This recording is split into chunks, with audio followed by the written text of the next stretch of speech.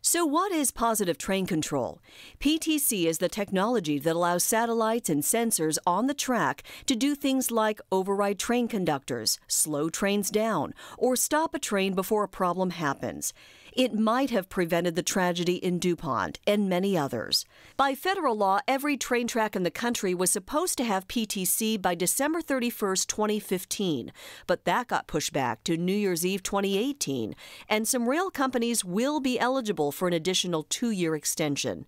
According to the Federal Railroad Administration, positive train control is operational on 71% of freight rail routes and 26% of commuter routes.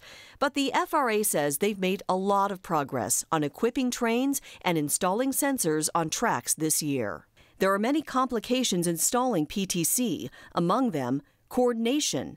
Different companies are in charge of the cars, like Amtrak, while other companies, like BNSF, are in charge of the tracks themselves. And when Amtrak and WashDOT fired the train service back up here on this route, they say they will have positive train control. That is something the Lakewood mayor also really has been looking forward to. So